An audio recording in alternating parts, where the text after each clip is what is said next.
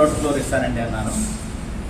నేను Janasena party municipality Tadiguda municipality అధ్యక్షుడు అండి, పార్టీ అధ్యక్షుడు. నాకు ఆఫీస్ కావాలండి అన్నాడు. ఆఫీస్ కావాలంటే పార్టీ ఆఫీస్ కంటే నేను ఇవ్వలేనండి సో అన్నాను. కాదండి మరి జనసేన పార్టీ కదండి, వేరేలాగా ఉండదు మాది అనేది. వాస్తవంగా బేసికల్గా నేను జనసేన పార్టీ అభిమాని అండి.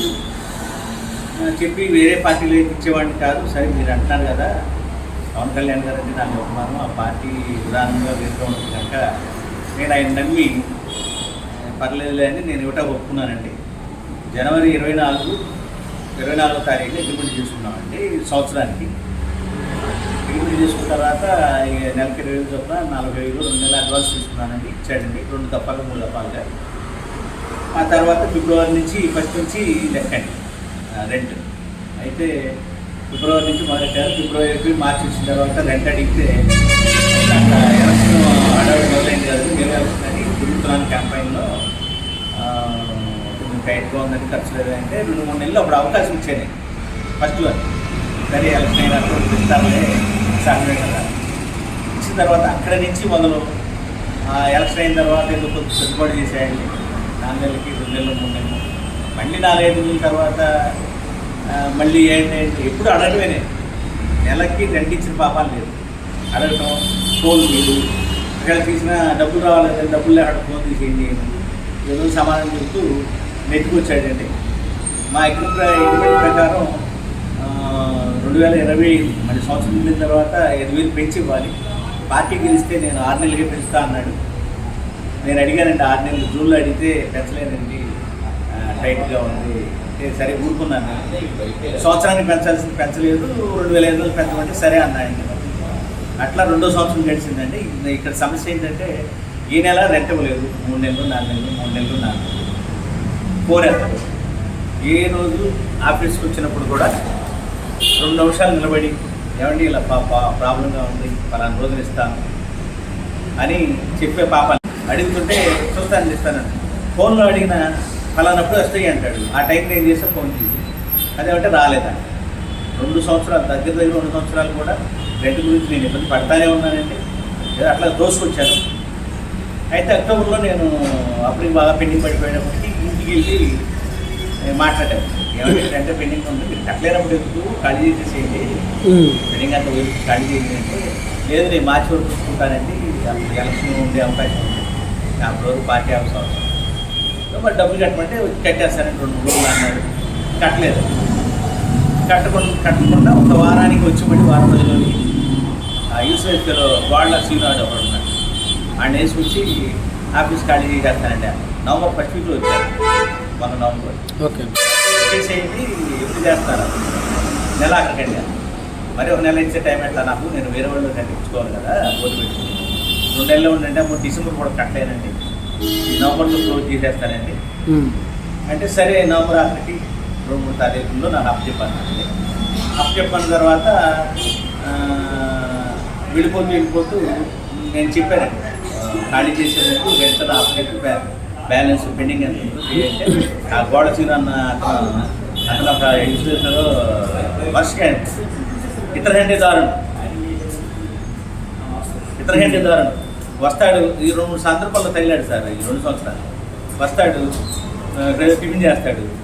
సార్ ఎంత సార్ వచ్చేస్తుంది సార్, రేపు సాయంత్రానికి 1000% 3 సార్లు చెప్పాడు సార్ నాకు. అతను ఒకటి ఎప్పుడు అలా జరిగింది. వెళ్తా నేను రెంట్ కట్టిన తర్వాత ఖాళీ చేయాలంటే మీరు ఖాళీ చేసేలోపు నాకు రెంట్ క్లీన్ చేయండి బ్యాలెన్స్ గోడశివన అన్నాడు. 2-3 నెలలు పడుతుందండి. వ్యాపారం చేస్తున్నారు, ప్రజల్లో ఉన్నారు, ఏంటి బిజినెస్లో ఉన్నారు, ఇదేనా చెప్పేది మాట్లాడండి. క్లీన్ చేసారు, ఖాళీ చేశారు, క్లీన్ చేసి ఇవ్వడానికి ఖాళీ చేస్తాడు, క్లీన్ చేసిన తర్వాత ఖాళీ చేయాలి అన్నవ్వకుండా అట్లాగే వెళ్ళిపోయాడు. వెళ్ళిపోయిన తర్వాత నవంబర్ నెలకు వచ్చినాడో నేను ఫోన్ చేశాను. నవంబర్ నెలకు వచ్చినాడో ఫోన్ చేశాను.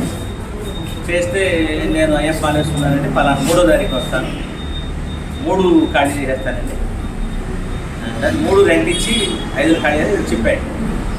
3 ఫోన్ చేసి అత్తలా, 5 ఫోన్ చేసి అత్తలా. 6 ఇప్పుడు వచ్చి శుక్రవారం కదండి, వాళ్ళ 5న శనివారం మీకు అమౌంట్ ఇచ్చేసి చూడండి చెప్పటం, శనివారం అమౌంట్ ఇచ్చి ఆదివారం ఖాళీ చేస్తానండి.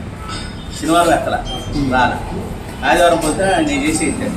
ఇప్పుడు మొత్తంగా ఎంత ఇవ్వాలండి? మీ దగ్గరికి వస్తానండి అతను వస్తానని 10:15 వచ్చాయి. వచ్చి కూర్చొని అమౌంట్ ఇస్తాడే అనుకున్నాను. వచ్చి కూర్చొని 4 మధ్యాహ్నం నుంచి వస్తారండి కుర్రోళ్ళు, 4 ఖాళీ చేస్తారండి అమౌంట్ అండి. 6 ఇస్తారండి. మాట్లాడుతున్నారండి. 4 ఖాళీ చేయడం ఏంటి, 6 ఇవ్వటం ఏంటంటే కాదు కాదని ఎవరికి ఫోన్ చేసి అన్న ఈసారికి వన్న మాట్లాడి అలాగని పెట్టింది.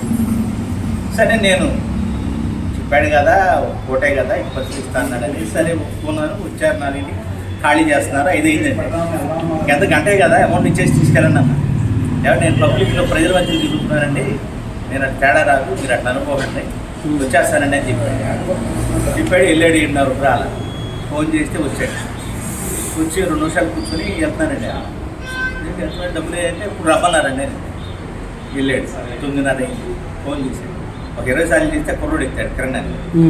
అన్న ఆ పనిలో ఉన్నానండి, సీను గారితో మాట్లాడుతున్నాడు, ఆ పని మీద ఉన్నాడు, వచ్చేస్తాడండి. 12 అయినా ఇక్కడే కూర్చున్నాడు. 12 అయినా మనిషి తెల్లారి ఫోన్ సార్ తీయలేదు. పొద్దున ఇంటికి వెళ్ళాను.